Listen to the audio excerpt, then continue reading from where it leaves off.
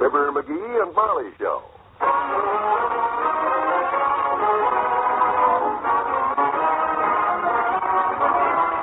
Every weekday at this time, NBC brings you Fibber McGee and Molly transcribed. The show is written by Phil Leslie and Ralph Goodman and directed by Max Hutto.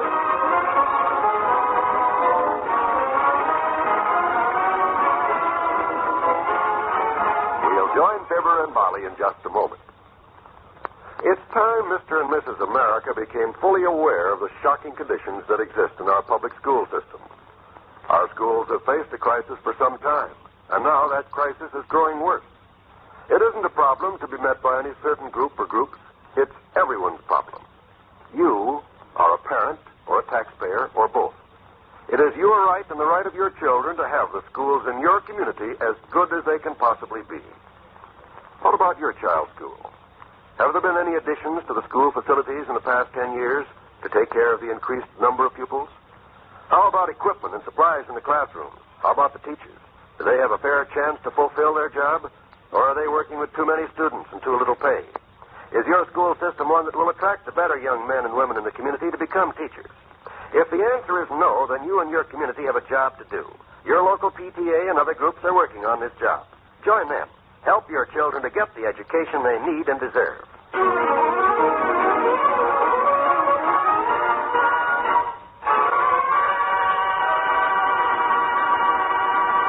Well, McGee, I'm all ready to go. How do I look? Oh, you look swell, kiddo. Great. I hope the girls have a good time. We will. Everyone says it's a wonderful show. Mm-hmm. You were so sweet to surprise us with tickets.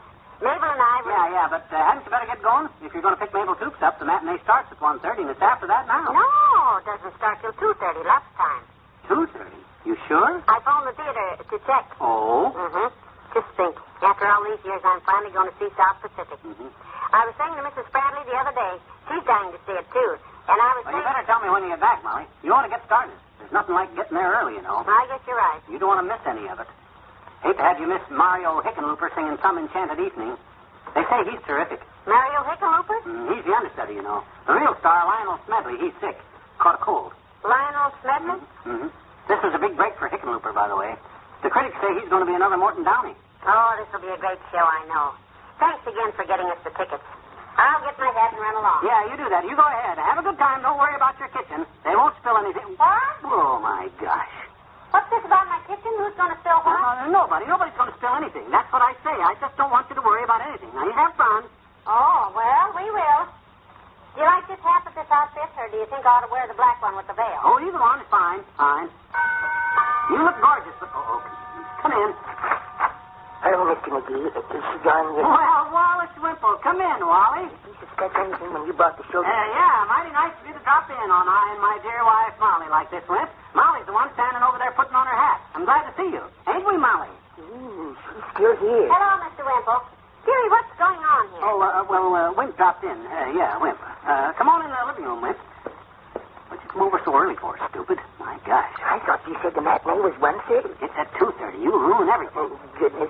If I had a gun, I'd shoot myself. Well, you wait right there. I'll go get you one. Sweetheart. Yes, dear. Oh, she means you, Mr. McGee. Well, I'd better run along now. You two have things to talk No, about. Mr. Wimple, you just come right in here and sit down. Oh, I'd love to stay, Mrs. McGee, but I've got to see a man about my ears.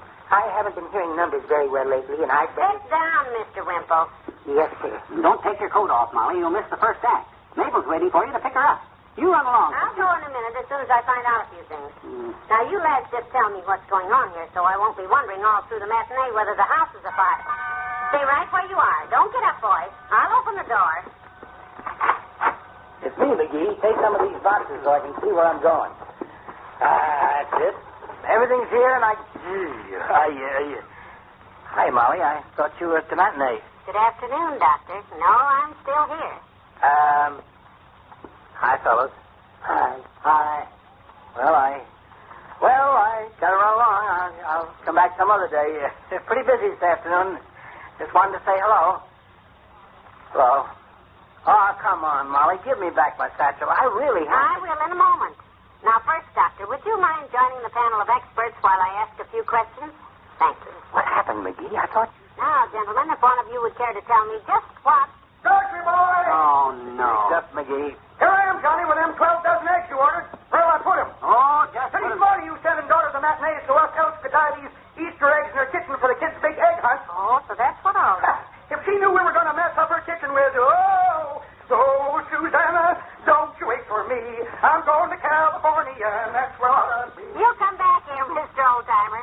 We may need one more pallbearer. Now, Molly, I would have told you when you got back. We won't hurt anything, my dear. It's for the children. Elks Club Easter egg hunt, Molly. The Elks made me chairman of the egg dyeing committee this year, and we'll be careful. Oh, dear. Well, it is a wonderful project and everything. Yeah, well, you down on that. Clean up Okay, boys. Be careful, though, now. Yeah, we will. All right.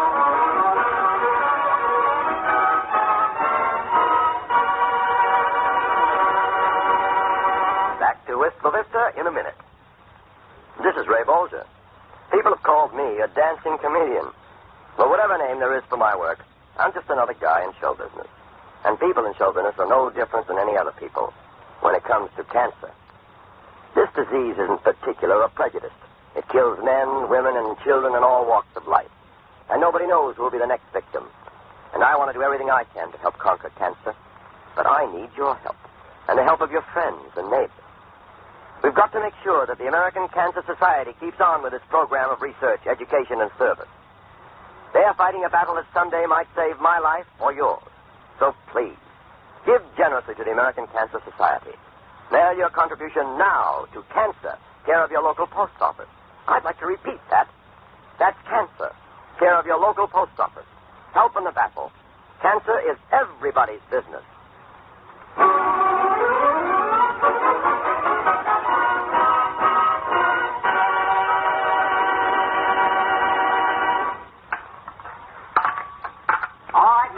All ready now. Got them all lined up and ready to dip in the dye. Oh, goody, at last. Now, before we start slinging dye around here, remember what we promised Molly, men. When she gets back, this kitchen has got to be neat and clean like it is now. And above all, it's got to be the same color. Look, will you stop worrying? Let's get started. You'll be very careful, Mr. McGee. Can I please have the blue dye? That's my favorite color, blue. Can I have the blue? Sure, you can have the blue. Here.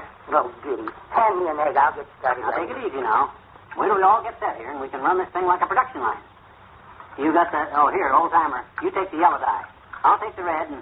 Doc, you can Wait a minute. I want the red. You can have the green, Doc. Here. Oh. Now, everybody grab one of these little wire That's dippers. a bilious-looking shade of green. Let me have the red. Oh, for the... Now, you look here, Doc Gamble. I'm in charge here. I'm the guy they elected chairman of the egg committee. Naturally, you got the head for it. Right.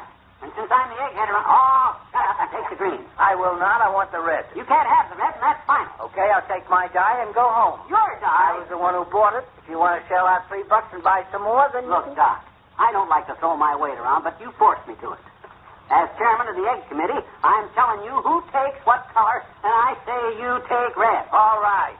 My goodness, I'm glad that's settled. Well, let's get started. I'm just dying to start dyeing. There's some little wire dippers on the sink, and I want everybody... Oh, did you hear what I just said? I'm just dying to start dying. Yeah. You think I should send that to the Ladies' Home Journal? I wonder what they give me. Probably a knot on your head, Wallace. Yeah, we got enough eggs to worry about here without you laying any more for us, Wimp. Hey, and speaking of knots on the head, fellas, let's not mess up daughter's kitchen. Ha! Right. Now, look, men, this is a serious job we're doing here, and I want every man to do his part. The work we do today will make a lot of little children happy Easter Sunday when the eggs we color so beautifully are hidden in the park by our fellow elves to provide fun and merriment for those dear little children. Oh, hand me an egg, Knife down, get to work.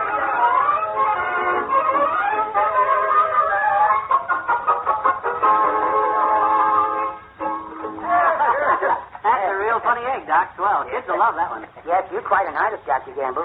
Who is it? Moon Mullen? You mean you don't recognize McGee? What?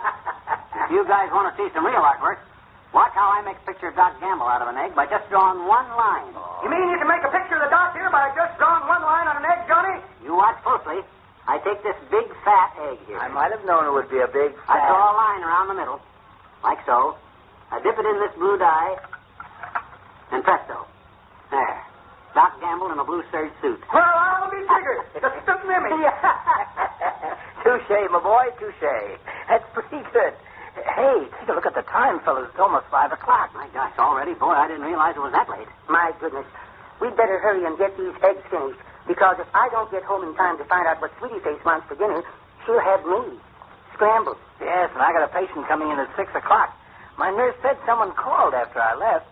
Oh, if we get finished in time, you won't have to worry about that patient, Dr. Gamble. What do you mean? That was me. Oh. I didn't know how long this might take us. And you know how athletic Sweetie Face gets when I come home late, so I was just being prepared. Look, you guys, I got an idea how we can get the rest of these eggs finished fast. How, genius? By cutting out the yakking and getting to work. Oh.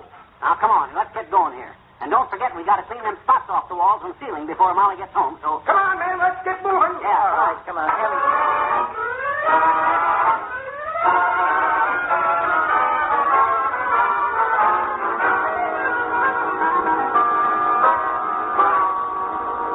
And there they are, Molly, 11 dozen eggs, all dyed in beautiful colors for the Elk's Easter hunt.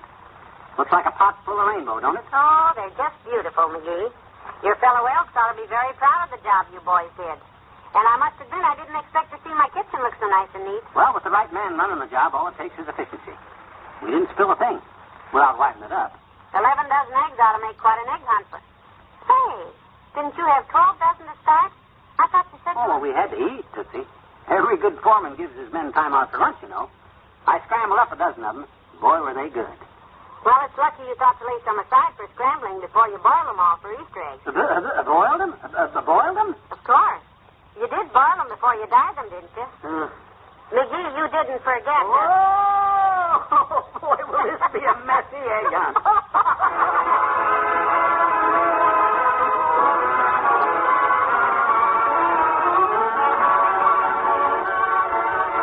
Fibber and Molly will be right back. Hello, friends. This is Gordon McCurry speaking to you from the Railroad Hour show train at NBC in Hollywood. The crew is busy preparing for another Monday night journey into the land of music and make-believe. In fact, a whole series of melodic excursions that we sincerely hope you'll all enjoy. Together, we've visited with song and story practically every country in the world and quite a few that will never show up on a map. We hope you'll continue to be regular passengers because we think we have some fascinating trips in store for you. In the coming weeks, why, we'll be trekking to the Canadian Rockies to rediscover one of our favorite heroines, the lovely Rose Marie.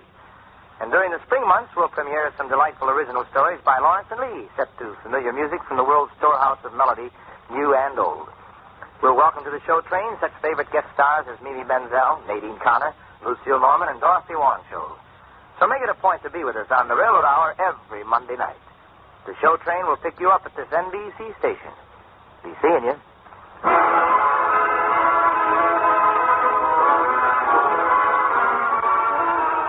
Ladies and gentlemen, before we say goodnight, Molly and I would like to wish you all a very happy Easter. May this Easter Sunday be filled with blessings, and may it bring new hope to the hearts of all of us.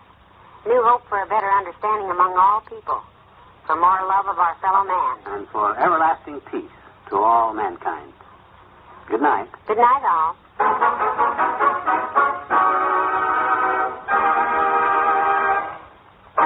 NBC has brought you the Fibber McGee and Molly program, transcribed, with Bill Thompson as the old-timer and Wallace Whipple and Arthur Q. Bryan as Dr. Campbell. This is John Walt urging you to tune in again Monday when one of his tall stories backfires on Mr. McGee of Fibber McGee and Molly.